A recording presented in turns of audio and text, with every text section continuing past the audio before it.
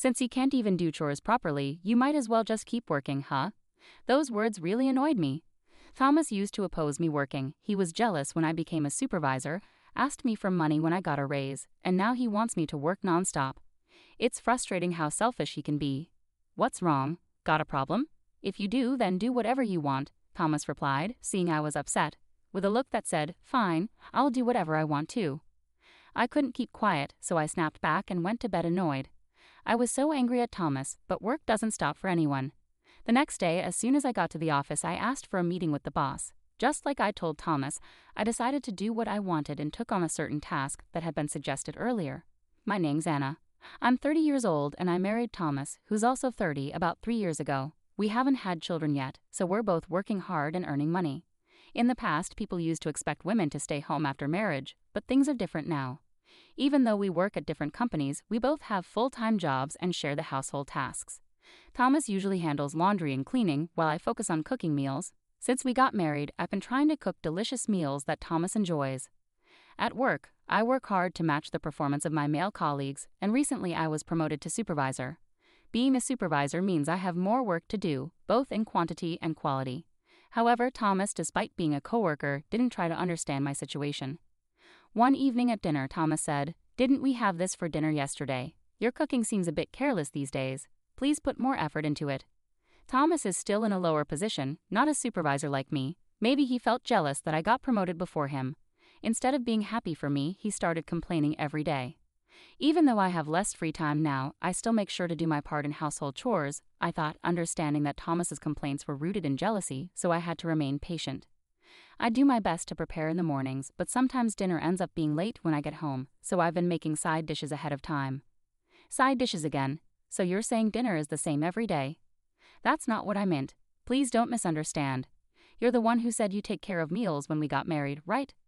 The women at my company handle their households well, even while raising kids. I always mention that. I couldn't respond. Maybe there are such women at Thomas's workplace, but comparing ourselves to others doesn't help. Besides, the women Thomas talks about actually work part-time. It's not that I think less of part-time work, but being compared like that doesn't sit right with me. "I'm sorry," I said quietly. "Well, I'll forgive you this time, 'cause I'm kind," Thomas replied, starting to eat again once I apologized. I wish he'd just eat without commenting if he's going to eat anyway, but there's nothing I can do about it. When I talk about Thomas to my friends, they say it's good practice for dealing with kids.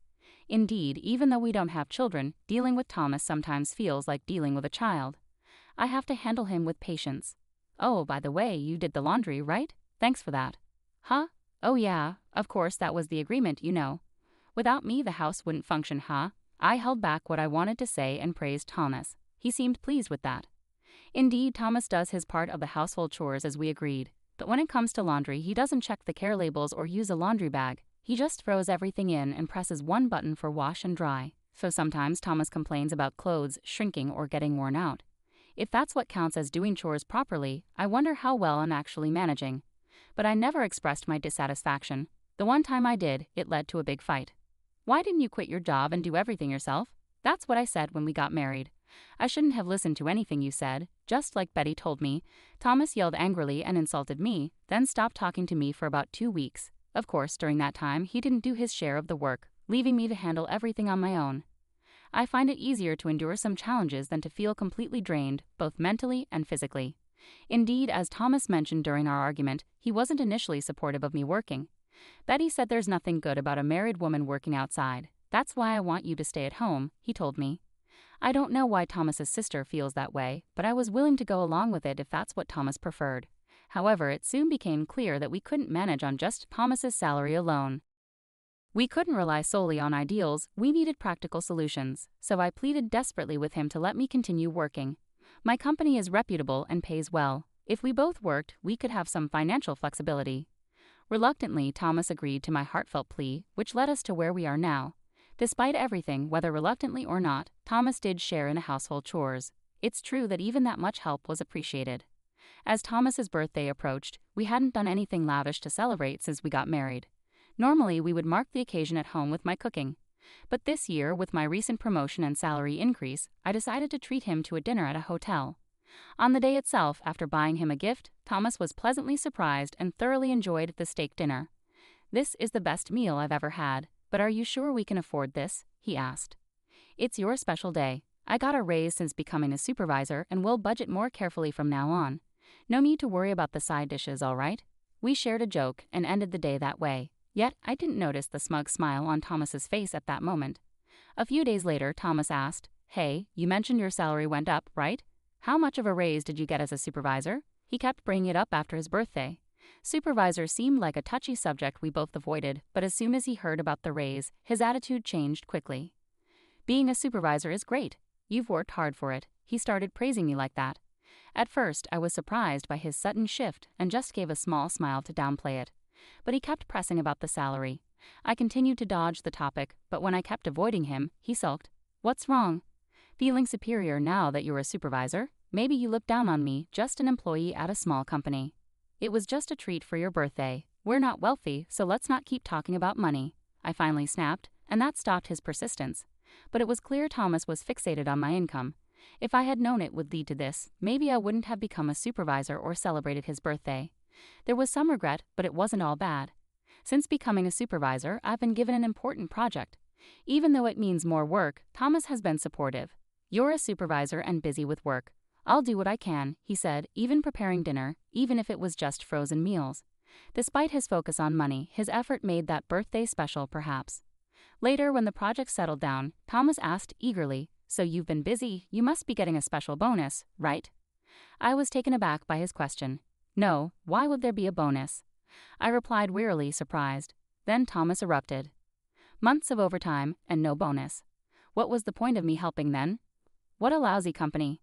I didn't have the energy to argue back. Is there supposed to be a deeper meaning behind a couple's cooperation? The idea of him criticizing someone's company was hard to believe. That was the moment I couldn't hold back anymore. "What I meant was, I appreciated your help, but is this what you really think?" I responded, and Thomas fired back. This led to a heated argument. "Enough, let's stop. I'm tired and going to sleep," I said, ending the conversation abruptly. After that, I couldn't bear to look at Thomas for a while. Sometime later, I had to go on a business trip. We hadn't spoken since the argument, but I needed to inform him since I would be away. "I'll be gone for 2 nights and 3 days on a business trip. Please take care while I'm away," I told him. However, perhaps still upset, Thomas didn't respond. Without resolving things, I left for my trip. Busy with work for 3 days, I found myself wondering about Thomas during my breaks. Was he eating well? I worried, but my pride stopped me from reaching out. Being apart helped me calm down, and I planned to apologize upon my return. When I returned after 3 days of work, I brought back some tasty souvenirs and headed home. "I'm back," I announced upon entering, but something felt strange right away. There were many unfamiliar pairs of shoes by the door, and the scent of cooking filled the air, not the usual frozen meals, but the unmistakable aroma of home-cooked food. Thomas can't cook, I thought, rushing into the living room. "Oh, Anna, welcome back," Betty greeted me. "What are you doing here?" I asked, surprised to see Thomas's sister, Betty, in our kitchen. As I glanced around, I noticed Thomas's niece, Lisa, lounging on the couch as if she belonged there. It didn't seem like a casual visit. It looked like they had moved in. Even the couch seemed new, not the one we had before my trip. I stood at the living room entrance, completely bewildered by the scene unfolding before me. "Dinner will be ready soon," Betty said casually, while I continued to stare at her in disbelief. I walked over to Thomas, sitting in a chair in the living room, and asked him, "What's happening, Thomas?" "It's a big decision to live with Betty and Lisa now. The move is already done," Thomas said casually, acting like it was the most natural thing. "That's what's happening, so let's all get along," Betty added with a smile. But I couldn't find it in me to smile back. Moving their stuff in without asking, deciding to live together without discussing it first. "Hold on, you can't just decide this on your own," I protested. "What's the issue? You're always too busy with overtime to handle housework anyway. It's easier if we live together and Betty takes care of things," Thomas retorted to my objections.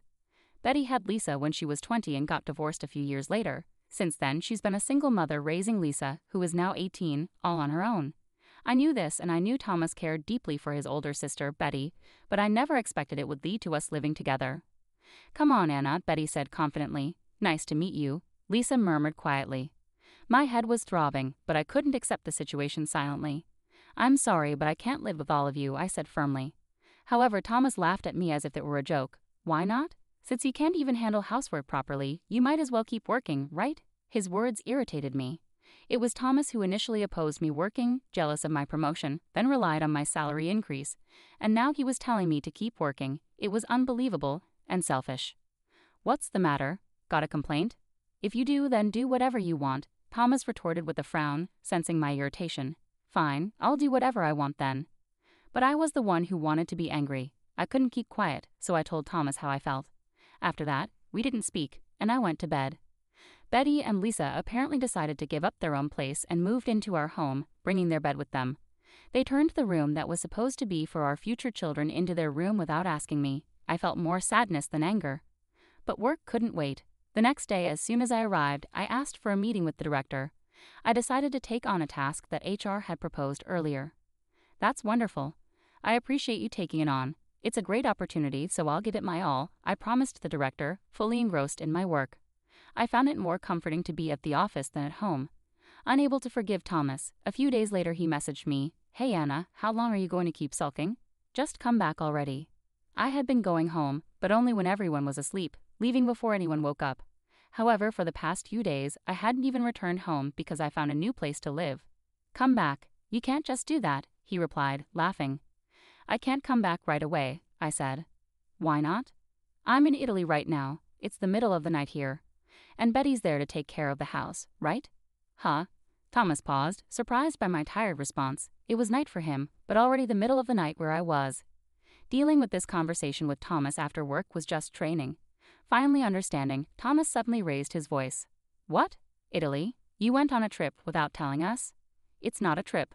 I've been living here for the past 3 days. What are you talking about?" But my response seemed to confuse Thomas again. "Again? Didn't you say I could do whatever I wanted?" I could almost picture him stunned on the other end of the phone. "What I meant is, you told me to do whatever I wanted, and I did. So I accepted the assignment in Italy that was offered to me earlier. They've set up a condo for me, and it's a beautiful place," I explained. "There's a limit to doing whatever you want. This affects our life together, and you decided on your own." Thomas sounded upset. Surely if we had talked about it, we might have decided to move here together. But this assignment in Italy was like a reward for my hard work. Thomas was the one who got upset about the bonus and didn't listen to other things. Yet didn't it feel strange for him to say he decided on his own to live with Betty and Lisa?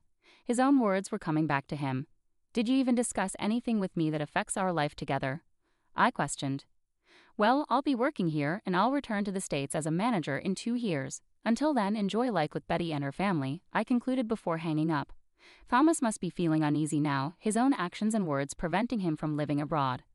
A few days later, Thomas contacted me, wondering what it was about. I answered, and he sounded cheerful. "Guess where I am?" "I don't care. I'm working. I'm hanging up," I replied dismissively. "Believe it or not, I'm in front of your condo," he said. "Huh?" I was surprised by his words. He had called my work to get my address, claiming it was necessary for some procedures, and using that address, he had come over on his own. "What about your work?" I asked. "I took some time off and yep, I'm here too," said Betty's voice over the phone. Why she had come too was beyond me. I was exasperated. "So we're both waiting out here." "Hurry home," said Thomas. "Both? What about Lisa?" "Lisa has a test, so she couldn't come," Betty said casually, leaving me astonished once again. "Is that so? But I won't be returning today. I have a dinner meeting far away," I replied. Even if they had contacted me earlier, I wasn't in the mood to entertain them on such short notice. I had a social gathering with another company and had no plans to go home. "Huh? What should we do?" Thomas sounded panicked, but that wasn't my concern. "Stay at a hotel or something. Anyway, that's the situation. Also, I'm in the middle of work. Bye." I hung up the phone. They might be causing a commotion, but I didn't have time for it. They would probably give up and look for a hotel. However, I had underestimated the situation. In the middle of the social gathering, my phone rang. I excused myself and answered the phone, puzzled by the unfamiliar number. It turned out to be from the police. Excuse me, but apparently there was an intruder at my house, looking for an open window. They found one in the pet door. I didn't own a pet, so I hadn't noticed it before, but the house built by my company had one. Of course, I had no idea it even existed, so it wasn't locked. The intruder tried to enter through it and got stuck, unable to move forward or back, and was spotted by a passerby who then called the police. What a foolish burglar. Encountering such a fool could be dangerous. I was relieved I wasn't home at the time. "The person claims to be your sister. Do you know anything about this?" I went pale at those words. "Sister? I don't have a sister." The only possibility was Thomas's sister, Betty. As expected, the police mentioned her name. I was mortified. Unbelievable that she tried to force her way through such a small entrance. It made family relations embarrassing. "Anna, help me. Come pick me up." I could hear Betty causing a scene over the phone. What a nuisance.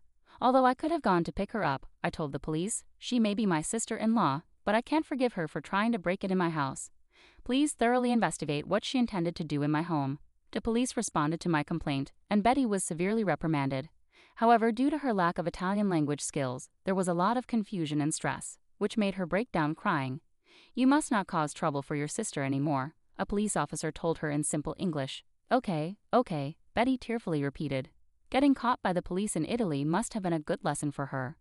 Out of a desire for her to truly reflect, I didn't go to pick her up on the day she contacted me. The next day, thinking she might have reflected, I went to pick her up, and Betty broke down crying in relief. At that moment, I wondered, where was Thomas during all this? Only Betty was caught. Thomas was likely relaxing in a hotel, which I hadn't really considered. It turned out that while Betty was being arrested, Thomas was enjoying a meal alone, thinking Betty would bring money from my house and spending extravagantly at a restaurant. Oblivious to Betty's arrest, he ended up getting drunk and falling asleep at the restaurant. The restaurant, concerned about Thomas not responding, called the police, and he woke up in an unfamiliar police station. However, since my house and the restaurant were in different areas, Thomas was taken to a different police station. My wallet, my passport, where's my phone? Unfortunately, while he was unconscious, his bag was stolen, and he lost his wallet, passport, and phone. Thomas couldn't speak Italian and was arrested for dining and dashing, unable to seek assistance and ending up in police custody. I only realized Thomas was missing after Betty was released and asked about him. After learning the details and following Betty's account to the restaurant, I found out from the owner that Thomas had been taken by the police. When we visited the police station, Thomas, looking pale and emotional, broke down in tears when he heard our names. It felt like déjà vu. I explained the situation to the restaurant owner, settled the bill, and apologized. Despite the theft, the owner, feeling sympathetic towards Thomas, decided not to press charges for the dine and dash. However, what followed was a hassle. We had to go through procedures for the lost passport and contact the embassy because of Betty and Thomas. I couldn't focus on work for several days. Just when I was about to explode with frustration, Thomas casually remarked, "I thought everything was settled. I'm glad it worked out. Let's go back to Anna's place for now." Their nonchalant attitude infuriated me. Glad? This is not okay for me at all. After causing so much trouble, how can you call this a good outcome? "I'm sorry, but maybe it's best if you return to your own home and don't come here again." My outburst silenced them both. "I'm filing for divorce this weekend," I declared firmly. Thomas reacted with shock, and Betty stood beside him, equally taken aback, glancing between us. "There's no point in staying married to you." Betty moved in without asking, got arrested in Italy without knowing the language, and disrupted my work. It seemed they finally grasped the seriousness of my anger. With their heads down, they stayed silent, while onlookers chuckled at two adults being scolded by a woman. But my anger was far from subsiding. "So I'm divorcing you. You don't have any objections, right?" I asserted, feeling entitled to live my life freely after rescuing him from the police. Thomas reluctantly agreed, reflecting on his actions, and responded quietly. Initially, Thomas had requested a 4-day leave from work, but due to his arrest and lost passport, he missed his return flight by a wide margin. Without a phone, he couldn't extend his leave and completely overlooked his work responsibilities. What's worse, he hadn't shared any information about his ongoing project, intending to take all the credit himself. His delayed return and lack of communication caused him to miss a crucial meeting, resulting in the cancellation of important deals with a client. Despite the significant losses incurred by the company, Thomas was fired. Betty, furious over this situation, had a heated argument with Thomas. Originally, Thomas quitting his job and moving in as a housekeeper resembled what happened. However, things took a turn with Thomas divorcing me and losing his job. With no income provider, our home became a place of frequent and intense arguments. Why? I understand all of this thanks to Lisa sharing details with me. "Children can't choose their parents, but if I could, I'd choose you over Mom," she told me. Divorcing Thomas meant that Lisa and I were no longer related by marriage, but she still reaches out to me for career advice and to discuss her mom, treating me like a sister. I'm glad she sees me that way. Even though we don't see each other often, I'm continuing to work in Italy. Originally, I planned to return to America after 2 years, but now I've decided to stay and continue working here. I've also developed a strong bond with a man I met locally. I'm ready to leave behind the difficult memories and the beautiful surroundings of Italy